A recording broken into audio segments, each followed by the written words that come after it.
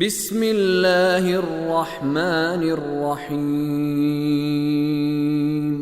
هذا يوم لا ينطقون ولا يؤذن لهم فيعتذرون ويل يومئذ للمكذبين۔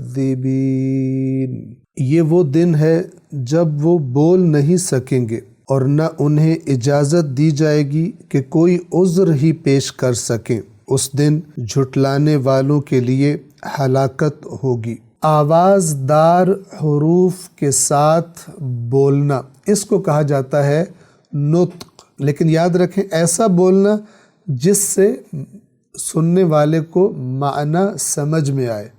مثلا اگر میں بات کر رہا ہوں اور میری بات سے آپ کو کچھ سمجھ میں آ رہا ہے تو یہ نطق ہے، لیکن اگر میں مہمل اور اس قسم کے حروف بولوں، اگرچہ آوازیں میرے منہ سے نکل رہی ہوں لیکن آپ کے پلے کچھ نہ پڑے، آپ کو سمجھ کچھ نہ آئے، تو اس کو نطق نہیں کہا جائے گا۔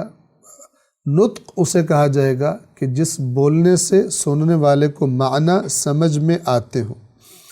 یہ لفظ جو ہے نطق، یہ دراصل استعمال ہوتا ہے انسان کے لیے، اگرچہ مجازن یعنی مجازی معنوں میں غیر انسان کے لیے بھی استعمال کیا جاتا ہے، حیوانوں کے بارے میں بھی استعمال کیا جاتا ہے، لیکن در حقیقت ناطق، نطق کرنے والے کو کہتے ہیں ناطق۔ در حقیقت اپنے حقیقی معنوں میں ناطق کون ہے؟ انسان۔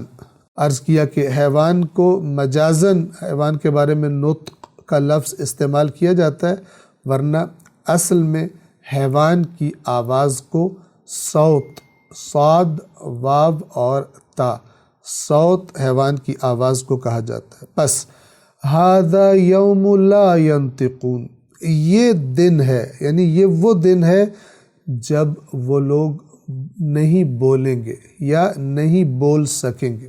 یہ ایک قسم کی دھمکی ہے اور ایک قسم کا اس میں طنز آپ تصور کر لیں کہ دنیا میں آج یعنی قیامت کے دن، کیونکہ یہ قیامت کا بیان ہو رہا ہے، آج جو لوگ اللہ کی بارگاہ میں پیش ہوئے ہیں بطور مجرم اور خاموش کھڑے ہیں، یہ دنیا میں بہت ان کی زبانیں چلتی تھی، اور زبان چلانے میں اور سچ کو جھوٹ بنا دینے میں اور جھوٹ کو سچ بنا دینے میں یہ بہت تیز تھے، یہ بہت اپنے فن کے ماہر ہوتے تھے۔ کہیں مثلا عدالت میں قاتل کو بے گناہ اور بے گناہ کو قاتل ثابت کر دیا کرتے تھے، اور خاص طور پر یہ وہ لوگ ہیں کہ جو اللہ کے انبیاء کے خلاف اپنی زبانیں چلایا کرتے تھے، عوام کو نبیوں کے خلاف بھڑکانے میں، انبیاء پر تہمتیں لگانے میں یہ لوگ پیش ہوتے تھے، اور ان کے معاشرے میں بڑے مقام اور ان کے مال و اقتدار کی وجہ سے لوگ ان کی باتیں سنتے تھے،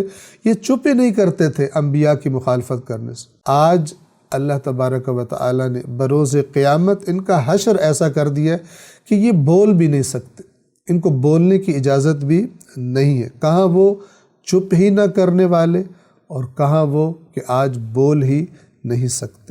یہ وہ دن ہے جب وہ بول نہیں سکیں گے۔ آیت نمبر 36، وَلَا يُؤْذَنُ لَهُمْ فَيَعْتَذِرُونَ، اور نہ انہیں اجازت دی جائے گی کہ کوئی عذر ہی پیش کر سکے۔ یہ اور سخت بات ہے اور سخت صورتحال کا بیان ہے۔ آیت نمبر 36 کے الفاظ کے معانی کی طرف توجہ فرمائیے۔ پہلا حرف ہے واو یعنی اور، لا یعنی نہیں، یؤذن انہیں اجازت دی جائے گی، لا یؤذن انہیں اذن نہیں دیا جائے گا، انہیں اجازت نہیں دی جائے گی۔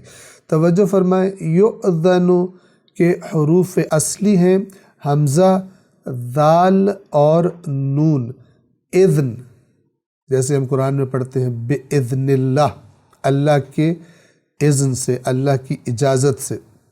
توجہ فرمائیں، اذن کا اصل معنی یہ ہے کسی کو یہ بتا دینا کہ مثلا اس چیز میں، فلان چیز میں رخصت ہے یا فلان کام کو کرنے کی تمہیں اجازت ہے۔ تو اجازت اور رخصت کا بتا دینے کو عربی زبان میں اذن کہا جاتا ہے، اور عام طور پہ اس کا ترجمہ اجازت کا کیا جاتا ہے۔ ولا یؤذن، اور انہیں اذن نہیں دیا جائے گا، انہیں اجازت نہیں دی جائے گی، لہم ان کو، ہم یعنی ان اور لا یعنی کو، ان کو یا ان کے لیے اجازت نہیں دی جائے گی کہ وہ کیا کریں، فَيَعْتَذِرُونَ، تو وہ عذر پیش کریں۔ صدق اللہ العلی العظیم۔